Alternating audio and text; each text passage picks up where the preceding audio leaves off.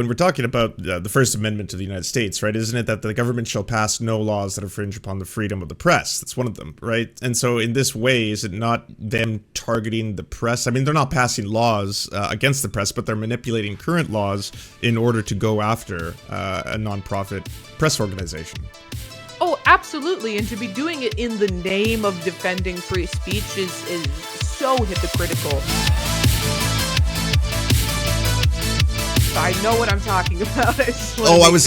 I was laughing my ass off at your tweets, by the way. Yeah, I mean that's one of the reasons I wanted to go over it, because it's actually really funny. It's not that long, and I really feel like I want to get your opinion on this. That he was sitting in a room with his legal team, and he just kept pushing them for more stuff. He'd be like, "Can you say I'm like the God King Freedom Speech Man?" And then they'd be like, "That's a little weird. Why don't we just say that you care deeply about free speech or something, right?" Yeah, I mean, it's also unnecessary to mention free speech in this lawsuit. There's no reason to do it other than to signal to right wing, because I mean the basis of this lawsuit, right, the crux of it, the business disparagement cause of action, it is a carve out from free speech. I mean, it is literally takes away from people who actually believe in, the full free speech, you know um it's the same way that because it's a defamation essentially cause of action, but for businesses, which is an explicit carve out from free speech. So someone who likens themselves to be a free speech absolutist wouldn't believe that this should exist. So there's literally, and it's not part of the cause of action. It has nothing to do with the allegations. There's no reason to say it other than, I think you're right, Elon Musk had too much of an influence over the drafting of this complaint.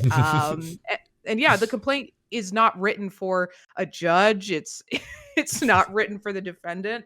It's written for right-wing media to Right. publish the line for line and use these same talking points. Because and the people writing it, right, they're like legitimate attorneys, regardless of how ideologically I differ from them. They're licensed attorneys. They're Mhm. some law students, probably law clerks, contributed to it. And I can imagine that most of their complaints don't read this way. I'm sure that most of them are just as boring and normal as your typical complaint. And this stands alone. And I used to read first year law students draft complaints when I was a TA. This is the worst complaint I've ever read in my life. Like worse than their first shots at it. It's so bizarre. It's so petty. Yeah, I'm excited to talk about it because I've been laughing about it since last night. So, could you give a quick recap for people who don't completely understand, and also explain a little bit about, like, I got Tim Pool, for example, got a viral tweet on me saying fraud or free speech does not include fraud. And, I was, amused by it, and I was wondering why my notifications were popping off all day. And I don't understand how they're supposed to, like, committed fraud. Like, they admitted to making multiple accounts to try and test whether or not ads would appear next to very egregious content, right? Or they could see when ads appear next to egregious content. Yeah, interesting thing for him to say, because what is alleged in this lawsuit is not fraud. They've not been accused of committing fraud. Oh, okay. Interesting. So the crux of what they've been accused of in this lawsuit is defamation. Right. And I'll go through in a minute why they completely undermine their entire point. But so the three causes of action in this lawsuit are interference with contract, interference with economic advantage, and disparagement of business. Now, the first and the third cause of action are entirely reliant on the disparagement of business claim, because to fulfill the prima facie case for both of those, to show all the elements of those cases, you have to prove that they did something illegal or improper. The allegation that they're saying the thing they're saying they did that was improper was defamation. So it entirely, their success on those two claims rests entirely on their success of the disparagement of business claim. So to prove that, you have the first element you have to prove is that a false statement was made about the business. But didn't he verify what they did in his own post, Attacking Media Matters? Not just in his own post, in the very complaint, the filings of the lawsuit, they admit that there was no false statement that was made. So their entire argument entirely relies upon them pretending essentially that Media Matters used that article to portray that this was a common user experience on X. Mhm. And one thing that really stood out to me while I was reading it was they only quote from the actual Media Matters article 3 times in this lawsuit, which is so far from the norm in this type of case or in any type of defamation case. You want to highlight the words that were used, the language that was used by the defendant. And this, they very much downplay that language because they can't rely on it because the language simply is not there. So let me just quickly go over the 3 things that they rely upon, or the two, Please. because the first quote is just a misquote from the article. In it, okay, I'll do that one first. I'll start there. Okay. There's so Okay. much to get through here, but the complaint says, looking to portray X's social networking platform as being dominated by, quote, white nationalist and anti Semitic conspiracy theories, yada, yada, yada. So the quote that they're using is white nationalist and anti Semitic conspiracy theories. And the complaint, they characterize that quote as they're saying that this is dominating the platform. But if you look Mhm. in the actual Media Matters article, the direct quote is, as ex owner Elon Musk continues his descent into, quote, white nationalist and anti-Semitic conspiracy theories. So the quote that they're misquoting essentially there isn't even about X. It's about Elon Him. Musk specifically, who is not a party to this lawsuit. So they're starting off strong, but the only 2 things that they claim are false statements from the entire Media Matters article are the words X has been placing. They've been placing ads, and then How the is that a word false statement? As in they didn't like they are they going to say that they like had to have chosen to do that? Like there was someone like every single time an ad is placed on a social media network, it's not AI, it's someone sitting there manually and it's like, haha, beside the Nazi post it goes. that is actually their contention, is Oh my that god. X is not responsible for the ad placement, that it is entirely Media Matters that is Wow. responsible for this ad placement, which Wow. so there's that, and then there's a line where they say Media Matters found, and now they are alleging that the word found is a false and defamatory statement because they didn't just find it. They manipulated the platform to make it happen. Their key one of their key components of why it was platform manipulation was that they used an account that existed for more than 30 days, Yeah, I saw that. I which was is like just what? that's not even against TOS. You're allowed to have multiple accounts, right? Like you can't do a ban evasion, but you can certainly have multiple accounts on Twitter. They've Right. never said you can't. There's an option to switch your accounts on the side. Right. And they also they're not alleging that they were violating terms of service, right? Because if they were, alleging that type of platform manipulation, they would have to do it in California state court where they have anti-slap laws. So it would be a venue significantly less beneficial to Twitter, to X, to Elon Musk. They would lose instantly and they'd have to pay penalties for doing that. So is this a situation you think where like this would have been presented to a lawyer or probably a legal team? I mean, he's like the world's second richest man, and they, if they were doing like their due diligence or were honest, right, as you're supposed to be in the profession, they would tell him this has an incredibly low probability of success, Yeah. or well, like sorry, go ahead. Sorry, you can finish. Well, I was just gonna say, like, and you can pursue this. We will for a very large amount of money go through with this, but we have to be honest with you. Your chance of success here is incredibly null. Yeah, absolutely. Which is why I'm highly suspicious that when the idea for this lawsuit was even brought to this law firm, it was brought to them as, we know we're going to lose. We want to do this to try to, bring back our advertisers, quell Mhm. their fears about this advertising, and change the narrative about our organization, and also to, I'll say the one of the attorneys that's on the filing is the president of his local chapter of the Federalist Society. For anyone who doesn't know, super far right legal organization here in the United States. Pretty much every single conservative member of the Supreme Court is a part of it. They're responsible for, shifting the shift right word, in our legal system for decades and decades. Evil, despicable piece of shit group. He's the president of the local chapter of that. Wow. And they're both of the attorneys on the filing also have strong connections to Ken Paxton, the governor or the attorney general, excuse me, of Texas. Oh yeah, The most save. Well, I was gonna say save that one for later because I do okay. want to ask you all about that too and how that ties into all this and how this kind of seems like the thing that Glenn Greenwald and Matt Taibbi are supposed to really be afraid of and talk about, Yeah. but they're kind of ignoring it. You're Let's right. let's start at the I guess the complaint, page 1, Defendant Media Matters Yeah. for America. All right. I really, really enjoyed okay, so the first thing I'll say, and we'll talk about this in a minute when we talk about Ken Paxton and Texas. The first thing I noticed, of course, was where they filed because it is very bizarre. Um, and we can talk about that more later. The second thing is just I had to step away from my phone for a second. The very first sentence of the complaint is truly the most unnecessary and weird thing I've ever read in my life. So just read it out loud. Defendant Media Matters for America is a self-proclaimed media watchdog that decided it would not let truth get in the way of a story it wanted to publish about X Corp. This is like how to get your judge to hate you 101. There any One of the things I learned in law school was if you can use less words, use less words. Your complaint is meant to get to the facts of the matter. I'm assuming this is essentially their background section. Right. It should be concise. It should paint a clear picture of the facts of the case. It should paint a clear picture of what you are going to be alleging in more detail later on. It shouldn't read like you're writing an op-ed. Mhm.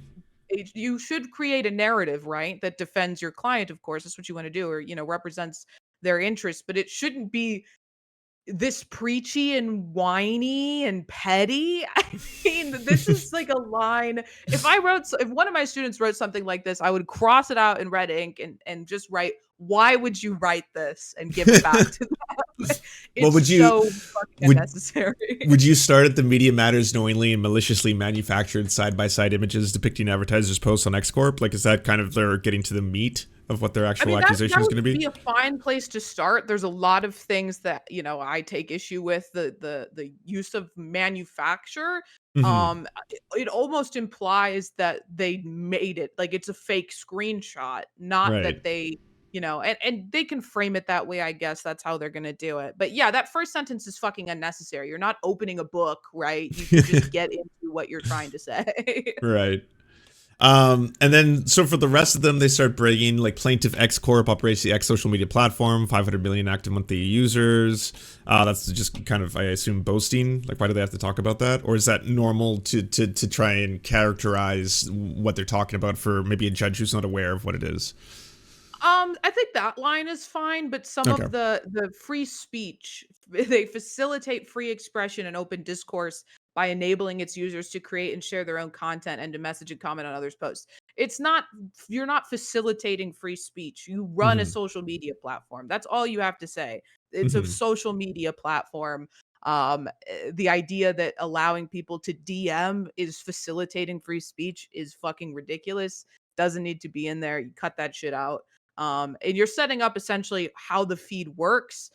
And when you're talking about tech stuff, judges are old and they are dumb and they don't know Ah, anything gotcha. about this stuff. So you do have to do a little bit more explaining than in some other types of cases, more traditional business transaction cases.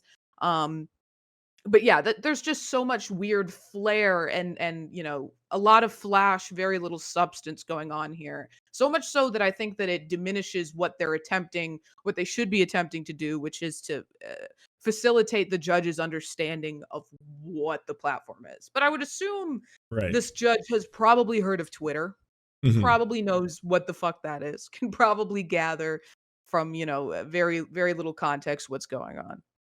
Um, it goes on to talk about how they've been trying to smear them. Like number 5 is like, they've published so many articles on our relationship with all of these major brands, and then they said, this is a blatant smear campaign. Like, but that's not a crime, right? If someone writes about you, or even if they're focused on you a lot, that none of that is in any way actionable, I assume. No, not at all, and that's why you don't see that reflected in their allegations section. Okay. Yeah, they're just I mean, what this is is them trying to smear media matters before they get into the specific allegations of the case. Yeah, I mean, the only Right. reason to say that is to try to, you know, I mean, they're trying to establish malicious intent on Media Matters' part, but they're doing it with no evidence. I mean, it's Hmm. not a blatant smear campaign to write about you many times. It's not like how anyone would commonly describe it. They don't even, they say that they're disparaging both X-Corp and Elon Musk. Again, Elon Musk is not a party to this lawsuit. Right. This is his hubris leaking through into this legal filing. So at 7, it says, undeterred by the truth, Media Matters has opted for new tactics in its campaign to drive advertisers. They manipulated the algorithms governing the user experience to bypass safeguards, create images of X-largest advertisers' paid posts adjacent to racist, incendiary content, leaving the false impression that these pairings are anything but what they actually are, manufactured, inorganic, and extraordinarily rare. Undeterred by the truth is so insane. It's so insane. Like, I was beside myself when I read that line. Like, it's just Undeterred. I keep saying this, but it's just so unnecessary to include that type of language in a lawsuit that, like, it just bolsters the idea that this is nothing but a publicity stunt, nothing but, an attempt to maybe make the advertisers feel a little less anxious. I think it's going to have the exact opposite effect. But once again, they attribute something to Media Matters that never happened in that article. And Right. Media Matters, as they mentioned, has written just this month 20 articles about X, about Elon Musk. The only article that is in contention in this lawsuit is the most recent, or that was at the time the most recent article about this. The one article about advertisers with these screenshots. So it's again pointless to kind of include that information in there. But there is no such there's no such implication or explicitly stated objective by Media Matters that this is common, that this Hmm. is this happens frequently. So it's just again falling back on this. I mean, essentially what they had to do in this lawsuit is manufacture statements by Media Matters, or manufacture the perception that someone is supposed to take away from the article. Hardly something you can base a defamation case off of. Um, I was asking a couple people online about whether or not this would open up both sides to discovery, and if that's the case, like, how excited do you think the Media Matters legal team is right now to have both received this and know what's about to happen? Oh, fucking thrill. Fucking thrill. It's, and I think that Twitter, the attorneys that filed this are not the company's attorneys. I want to be clear here. Right, But I think that they've sort of kind of tried to tame Elon Musk on being litigious on these matters. He, threatened to sue the ADL, which was right. never going to happen because that's an organization that has accused you of anti-Semitism. God forbid they be able to access all of the information, the private emails happening between, employees, between Elon Musk and your business partners about anti-Semitism, all of their records of anti-Semitic statements on the platform. So I think that's in that case why he didn't. But there are so many ridiculous contentions in this filing alone that Media Matters will now have. I don't think it's going to get to discovery because it's a ridiculous lawsuit, and I don't think it will get that far. But if it Okay. was to get to discovery, they would have access to one of the things that they allege in this lawsuit is that that they allow free speech for both right wing and left wing ideas. Now they can request documents that show how often they ban accounts for making right-wing versus left-wing statements. They'd have access Oh. to all sorts of information that you don't want a media watchdog to have if you are Twitter, if you are Elon Musk, but he is just a gigantic baby. So, he's going to do whatever he wants to do. And he had to file his thermonuclear lawsuit, whatever the fuck that means. It Thermonuclear. was anything but that. But yeah, so not good news for them, not good news for their team, and things are apparently like very stressful at the offices today. So for the complaint part of it, you're saying that's not as serious as the actual like accusation section? Like, should No, I mean, we? they're just creating a narrative in this beginning Okay. section. They're not that's not the crux of it's really the allegations begin um with the general allegations section. Just to give some sort of like a basis though for everyone, who's not super familiar, the first 4 pages of this lawsuit are all background. I've never had more than like the this much of the first page be my background. And then I immediately get into, parties, jurisdiction, and then you can get into the causes of action, the allegations, what you're, actually alleging in the suit. So it's kind of, and you know what? Maybe there's a lot of attorneys that do it like this. I can't imagine why, but potentially. But it was a very bizarre read for me. Do you want to start running us through the general allegations and which ones stand out to you, or you think people should know about? Yeah, so as I mentioned, like the main cause of action in this case is the business disparagement because the other two necessarily rely on being successful on that claim. So they have to use essentially the entire the first allegation is that X is safe for advertisers. So they're trying to prove that the implications from the article is not true. Hmm. They don't do it in any meaningful way. They don't show, there's no specific facts put in. They talk about their layers of protection, but it's completely undermined by what they're suing for, which is the fact that their ads showed up next to Nazi content and they admit that that happened. So it Hmm. completely undermines that entire first section that there's safe environment for advertisers. um so there's that, but the main section of their allegations is that Media Matters systematically manipulated the X user experience to defame X. I mentioned earlier the one that really stood out for me was that they said that it was a manipulation of the platform to use an account that had existed for more than 30 days. They said it was a manipulation of the platform, to use an account that only followed 30 accounts, to use an account that wasn't apparently representative of the average account on the platform. But they don't prove that Media Matters would have known what the average account on the platform looks like, that they Hmm. would have information that they essentially allege that Media Matters knew because they have to prove their intent as well. Hmm. Yeah, so they sort of just go through and say that by, refreshing the page a lot, that they were manipulating and lying about their presentings in this article without ever giving an example of the lies, save for the words find. Um, That's so and weird. it's so bizarre. I mean, because they're working with nothing, right? They're working Hmm. with nothing. So Twitter has been placing and we found are the only terms that they can even kind of fall back on and say are a lie. Yeah, but I mean the whole thing of it is just so strange and like Oh, the as court. as in we found is technically not true because it's, well, we did an experiment and we discovered something like that. Yeah, but I mean, those words are synonymous. Right. It's Yeah. found, discovered, through our research, we found would be a Hmm. completely reasonable use of the word. And so it just makes it's so weak and so pathetic that like I know that the people writing it just felt bad and didn't want to waste their time to get up.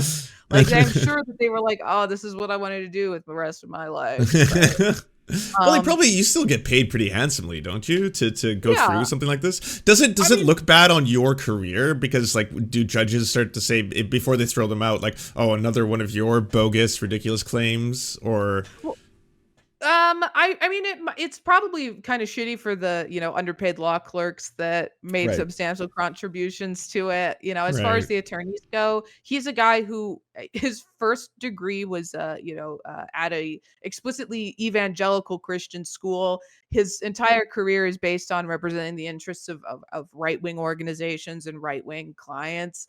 This is good for him. right. In no uncertain terms. And it depends. The judge who this has been assigned to is a Trump appointed judge. Um, We could talk in a little bit why I think that that's not really going to matter that much in this case, but so I don't think he's that worried about his reputation. These are former solicitor generals. They work for the attorney general, in other capacities. So I don't think it's necessarily going to hurt their reputation, but when you have to when you have to write something that is like so lowbrow, it's like embarrassing. It does kind of make you feel like shitty. One other thing one other thing I wanted to point out was this line, which I've been thinking about for a while. It says, Which it's number? 35 on page 9. 35. Yeah. Media Matters also omitted and made no attempt to clarify the rarity of these pairings. The representation put forth by Media Matters constituted, a fraction of a percent of impressions They actually served on put the the digital zero question. point zero zero zero zero zero zero zero nine Right. zero nine zero. Most or all of these pairings were seen by literally no one aside from Media Matters' own manipulated account, and no authentic user of the platform has been confirmed to have seen any of these pairings. Now, it's funny because they start this allegation out by saying that Media Matters didn't say that this was a common experience. They didn't say that it was rare, but they also didn't say it was common. And that is a lie somehow, because this specific advertisement and post pairing was uncommon, which the reason that the advertisers left, if it was influenced by Media Matters, I think it was probably heavily influenced by Elon Musk pushing the idea that Jewish people are orchestrating a white genocide in the Right. United States. But Well, I wanted to ask about that because, like, yeah, wasn't that the impetus for a lot of these corporations to be like too much? Like, this is definitely like too far. And this story did come out, yes, but like I feel like he did that before that the article and then the revelation that you can find and that also just that wasn't news as much as like I don't think anyone was shocked that like there are tons of Nazi verified accounts. There's a lot of advertisers that are just like don't give two fucks about who they appeared next to, so they're going to be fine with the Nazi shit. right. So when I was reading this, first glance, when you're first filing, the fact that it happened, this article was posted and then the advertisers left, it's enough for now. And it's, enough for one of the causes of actions, not the other two. Mm-hmm. When this proceeds, they would have to offer up evidence that proves for those other causes of action that it was the reason that this article contributed specifically to the advertisers leaving. And in my initial impression of it, because I've written a lot of complaints about uh, uh, employee side employment law discrimination, where you have to prove intent essentially. So when you have the evidence to prove it, you fucking put it into the complaint. If they had actual statements being made by these advertisers, we're leaving because of this article, they would put it in the complaint. Because they didn't put it in the complaint, save for one statement made by an IBM representative to a magazine about the issue, but they would put it in the complaint if they had it, which Right. leads me to believe that they don't have that evidence. So they would need to, procure that evidence, or find something that suggests that should this matter continue on. And he's clearly trying to distract everyone from the fact that he was just like pretty much endorsing like anti-Semitic white genocide conspiracy theories, right? And, Yeah. and make it look like I was just set up by Media Matters who was manipulating my system or whatever. Which is not an argument they can make because they admit that they did place those paid advertisements next to Nazi content. And the fact that, everybody who, was paying attention to this was doing searches of like Nazi and white supremacist like hashtags and seeing advertisers being placed next to that content. I mean, it's one of the first things they admit in the filing is that extremist content and conspiracy content exists on the platform, and that they know what those accounts are. They admit that Hmm. they knew that these accounts are controversial, make controversial statements on the platform, and they didn't they are Like okay with being on the platform, in their pursuit of being the most free speech platform. But like, apparently. do they not have a responsibility? I mean, I'm not going to go all the way into like other laws that are the basis of this, but I thought there's supposed to be in good faith some due diligence on their part to make sure that advertising is not going to be directly beside neo Nazis and swastikas and stuff like that, or do they have any Yeah. responsibility to do that at all? So the advertisers can opt in, which is something that's they discuss a little bit in this lawsuit. The advertisers can opt in to not have their advertisers by like any sort of controversial content.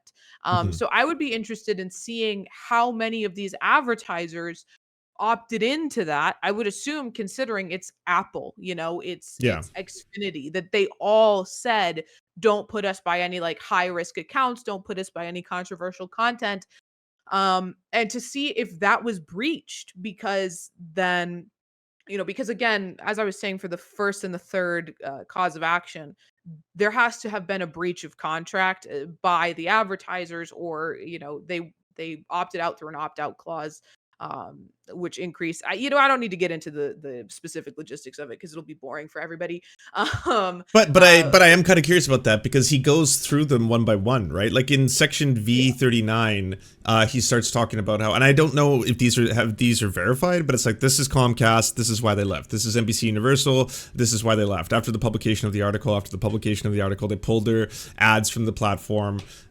Like they're going out of their way to show that this is the reason why all these companies left. Whereas most news publications I was seeing were talking a lot more about Elon Musk and his anti-Semitism as like the start of the story, and then go on to also an article published in Media Matters demonstrated that like Nazis were advertising, or advertisements were appearing next to Nazis and shit. yeah. So just what to the end of what I was saying was, like, if they had if they had selected that they didn't want to be shown next to extremist content, and they saw that they were being advertised next to extremist content, that is grounds for them to be able to show that Twitter was breaching the contract. So that sort of immediately would destroy the first and the third claim being made in the complaint. But that being said, so yeah, they're trying to establish essentially just the causal relationship by the order in which things happened. The article was published, they left. They don't have any further evidence to suggest that they left because of the article. Otherwise, they would present it. And I think that it's important to point out that section 40, which says Media Matters manipulation was so severe that companies not even featured in the article also pulled ads from X, which is such a significantly weaker claim than, because the first four, right? Comcast, NBC, Apple, and IBM. Right. Like I said, it's enough for right now to say the article is published and they stop their advertising because Hmm. of the article. Right. Again, they'd have to show a lot more later on, but the section 40 is so beyond the pale. Like, we're just guessing. We just, based on vibes, we think they also left off because of this article. Okay, so then they don't have complete 100%, like this was because of the specific actions of Media Matters for these ones, for the Yeah, Lionsgate, Warner Brothers, yeah, I mean, because those weren't and mentioned in the Ubisoft, I article. think. They Yeah, they weren't even don't. mentioned in the article, so Right. which they admit. Yeah. Oh, that's wild. Okay, can you Yeah, explain what the first cause of action is, and what they're trying to state in it? yeah, okay, so the first cause of action is interference with contract. So it happens when someone improperly causes a breach of contract between you and the third party. In this case, the tortfeasor being Media Matters, and then you being Twitter, and the third party being the organizations that cut their funding. But this is a very bizarre way to use this tort. I've never seen it used. So let me give you an example of what a common interference with contract claim would be. Just a common fact pattern. Let's say you have a company, you're going to sell 100 widgets to company A. Yeah. Now, company A and another company, company B, have a really good relationship. They have a lot of contracts together, and company B is thinking about getting into the widgets business. And they want to eliminate you as competition. So they tell company A, we're going to end all of our contracts with you, all of our business with you, unless you don't get into this if you don't contract with this person, so that when we start making widgets that you have to do business with us. That's tortious Oh interference for contract. That's yeah. like the most common fact pattern.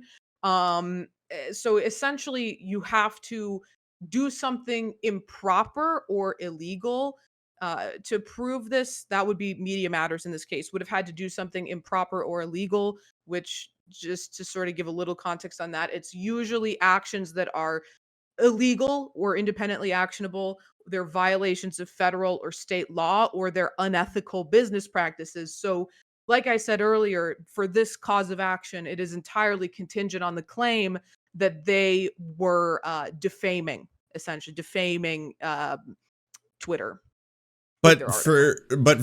For defamation, right? They have to prove intent and like to have well, don't they have to both prove intent to maliciously, defame the company or the business, and then they have to prove losses to be able to justify a lawsuit, right? Yes, which they definitely can do. Oh, The okay. losses part, because Oh, that's they true. want hundreds Yeah, I guess that's true. Yeah, yeah, hundreds yeah, of yeah, that's millions true. of dollars in Yeah, advertising. yeah, I was reading that Apple alone spends like $100 million in advertising a year on X. Maybe I'm misquoting, but I was fairly sure that's what I read. So like, right. uh, I think it was Matt Binder who was putting it in context with like like Tim Pool and the fucking Babylon B guy were like, yeah, we're gonna give like Fifty $250,000 over the thousand course of dollars. a few months, which is like a drop in the Oh pail yeah, no, I compared saw to. from September of last year they had $76 million in advertiser revenue. That has gone down to about 7. So I was like, it's almost a 10-time drop. Yeah, and so like those $250,000 pledges from all of these right wing ghouls, it's literally like pissing on a forest fire. Like honestly, there's you can't. And I should also add the other funny part about that. Tim Pool was like bragging about the MLM scam that is Twitter now, right? The Twitter blue check marks. How you like? He's Yeah. like, I just got $5,000. I was like, well, easy come, easy go, because you're paying him back way more money now in this advertising plan. But yeah, Support what? I guess free speech. yeah, for free speech. Good job. And I think like again, Twitter's so cooked that I think they're just advertising to themselves. Right, like who are you really reaching that like is on there that is for the first time going to be like, oh, I'm interested in this Tim Pool, you say, like, let's see more, Yeah. right? He has a bunch of billboards up around Chicago too, which is I always funny to heard. me because I've talked about it a million times, but it's just a picture of his face, like mean mugging a bit, and it just says Timcast IRL live every day. This like gives you no context to what is happening in the podcast. And I just like can't imagine someone who drives past that billboard and sees Tim Pool's face and is like, wow, I want to listen to this. Yeah, let me check out this Timcast IRL shit. I want to check out this guy's music too. What else does he do? All right, so could you quickly summarize, I guess, the second and third cause of action? Yeah, so essentially the third cause of action is the same as the first, but it's like for potential, contracts that Okay. they were expected to continue to contract with Twitter at these companies. So that's, money that they think they would have had. So it's pretty much the same thing as the first. But disparagement of business is the one that is pretty distinct from the other two. Mhm. It is essentially the defamation cause of action, but it's defamation that can be brought on behalf of a business. And I mentioned earlier, and it's the only one I'll talk about because it's the only one that matters. They can't prove a prima facie case because they have to show that a false statement was made about the business. They Which it have to wasn't. show that They've a already false validated statement. it. Right. Yeah, they proved in their filings that everything said in the Media Matters article was true. They confirmed that everything was true. They try to use like colorful language to paint it as though that they fabricated or manipulated or manufactured is the word they use a lot, this result, but they don't have anything to stand on because the Media Matters article, as I said before, doesn't claim that it was common. It doesn't claim, that it happened with frequency. They just said it happened, which they admit to in the complaint. So they can't establish that, which means they can't prove disparagement of business, which means they can't prove defamation. So they inherently cannot prove the first or the second cause of or third cause of action either. So yeah, I really don't think this is gonna go anywhere. So in that case, they kind of are exactly what like libs of TikTok pretends to be, where libs of TikTok is like, oh no, I'm not a bigot, I'm not slandering, I'm not doing anything. I just post cringe that liberals make, and then I post their liberal cringe, and that's it. But it's like, no, you add, this is a groomer, this is a pedophile, this is a child abuser, right? That's you defaming someone in the way that you're describing them. But in this case, like Media Matters, because I watch them all the time, it's just their clips, and then it's their transcripts of what they say. Right? Like there is no defamation taking place there. This is like, it's literally your own words. Yeah, specifically, going through, because I went through the article a couple times just to like double check and like confirm that I didn't miss anything. Mm-hmm. But yeah, the article is just very clear. It just says, well, the one thing that they say that is not necessarily, uh, it's up to interpretation, but they say that Elon Musk is continuing his descent into white nationalist and anti-Semitic conspiracy theories, which you could easily factually prove. I was like, yeah, um, what? yeah, 100% true, but, Yeah. it's something that you would, if that was in contention in this article, I think it would be a little bit of a stronger, you'd have at least some of an argument that they'd have to prove. But the rest of the article is simply them saying, we found this on the platform, which is not a lie. They don't say that it happened a lot. They don't say that it happened every day. They don't say like, oh, Oh, you cut out. You're muted. I don't know what's, oh, or it's a connection. sorry. I was moving my mic. Oh, no worries. So Yeah, it stopped they that just say every day. but yeah, they just say, this happened. And it literally says, here they are, and then just has the screenshots, and like, I think that there is probably some validity to the idea that this was a campaign to undermine the, financial situation of Twitter. I'm sure that that's what it was. I don't think that Media Matters is, pretending that it was anything other than that they were trying to get advertisers off the platform. That's fine though, as long as they aren't doing it in some improper or illicit way, which they were not doing. So, there's really no meat to this lawsuit. Very sad, very weird, What? funny for me. So for the demands, which is the prayer for relief section, right? Yeah. They're asking for actual and consequential damages caused by the defendant's misconduct, but they didn't state the amount. Is that like they're hoping that can be determined later? Is it normally determined later by a judge?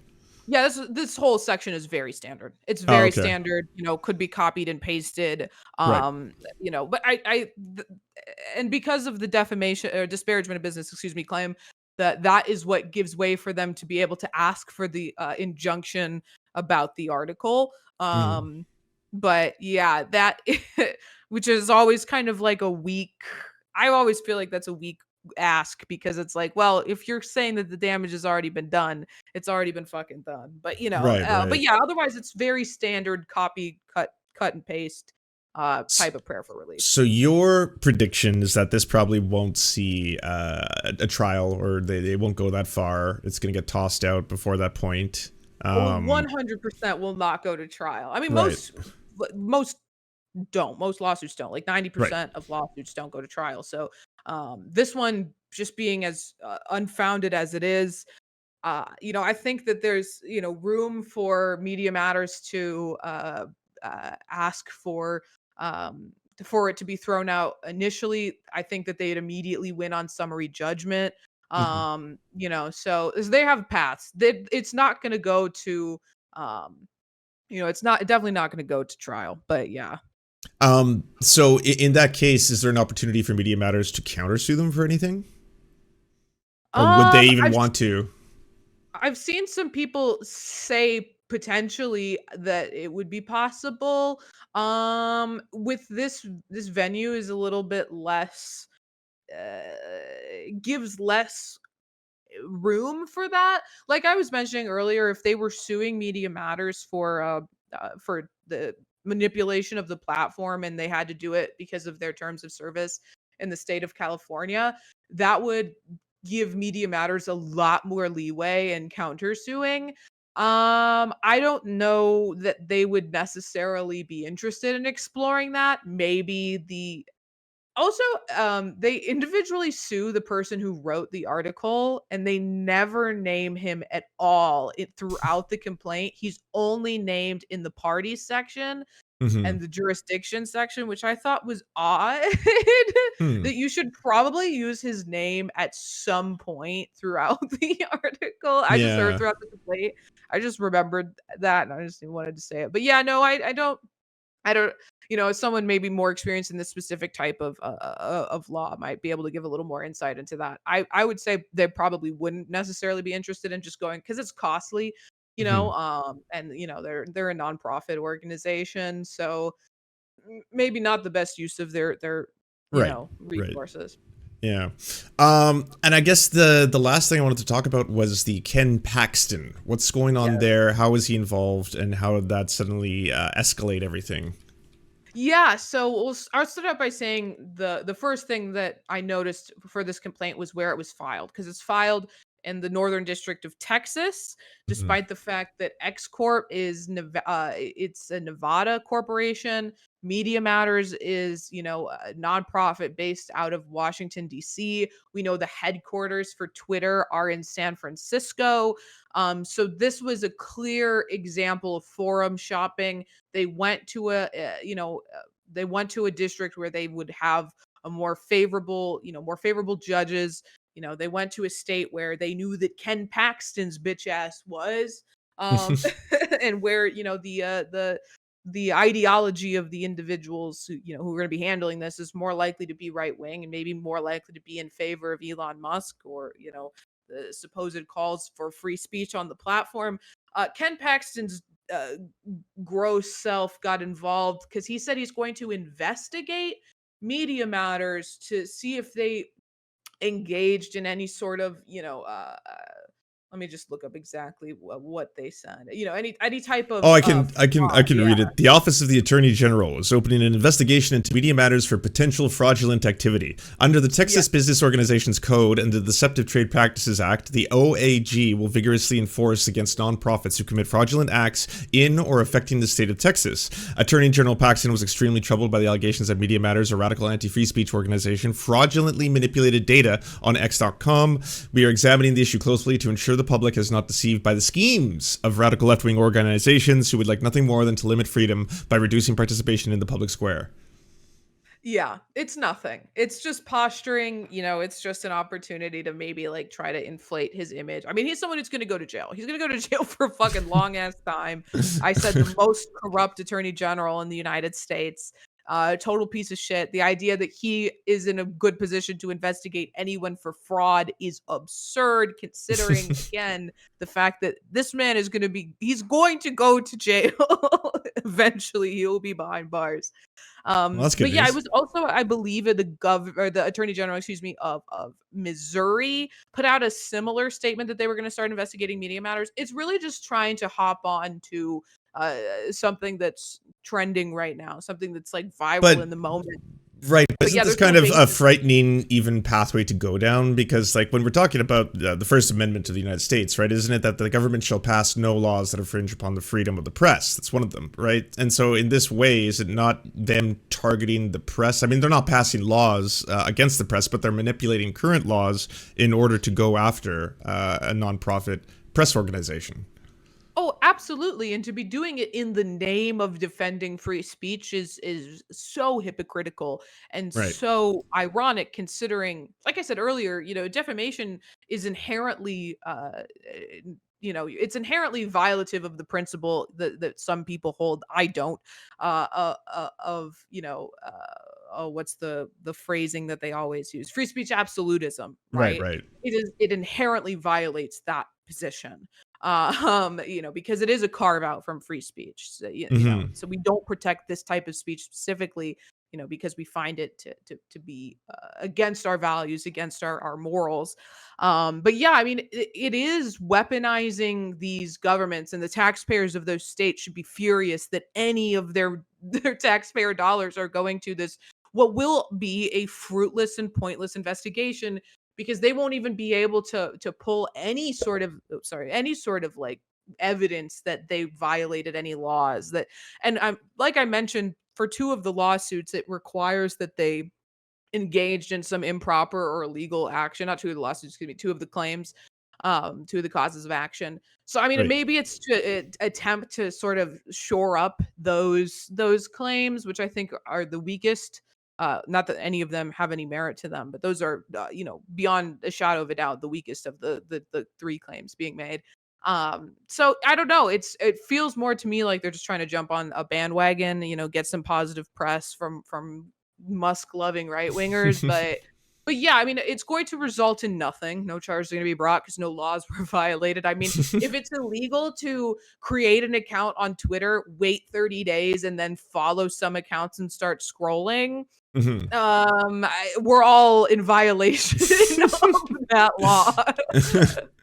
Okay, and the last thing I want to ask you about is, I don't know if you're aware of this, but there was a bit of a trend with some people, I think, having a little bit of fun, kind of hijacking neo-Nazi and alt-right hashtags, everything from Hail You Know Who to 1488 to stuff like that, but then going to those searches and those hashtags and realizing that there were tons of major brands and accounts that were appearing, once again, next to Nazis, next to Nazi posts, next to white supremacist posts, next to the most horrifying, monsters on the planet. Boom, Jack in the Box, right underneath it and stuff like that. So now that became kind of a trend and all these people have now hundreds of screenshots of this phenomenon, doesn't that kind of fly in the face of Media Matters was doing anything even potentially suspicious? If people are able to recreate this phenomenon at their own homes when they want to?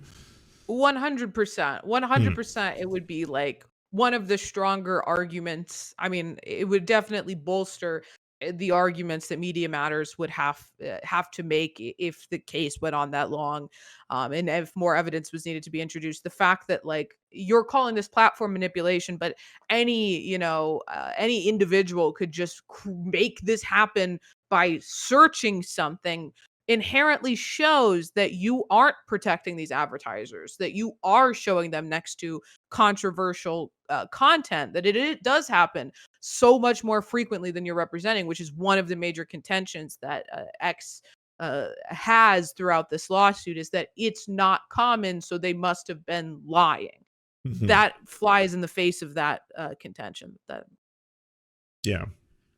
Yeah, Uh, I mean, just to a little bit about, not necessarily related, but advertising on Twitter. I got an ad that was just some dude posting bulge the other day. Paid ad showed up on my timeline. It was just some guy shirtless in booty shorts oh my showing the god. outline of his dick, and The world needs to see. the advertisers are coming back.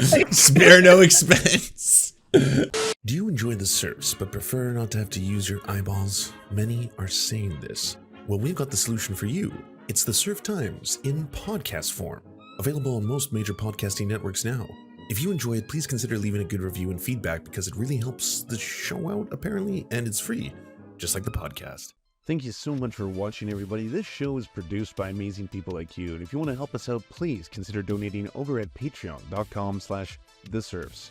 The show is made possible thanks to Amazing Fletch, Anna Loves Riley, Ariane McCarthy, Cheryl Alvarez, Doug Cady, Everything Important, Hagbard Celine, La Media Panza, Matthew Scarborough, Multimondi, Omni, Peanut Butter Blondie, Political Pappy, Quiet 185, Rachel K, Riley and Anna, Roller Dragon, Ruby K, Sir Nickus, Spinach Monster, Stellar Vision, Sebastian Demo, Tech Tink, Trevbot EXE, Words Greenwood, and not to mention all of the amazing and fabulous people you now see before you.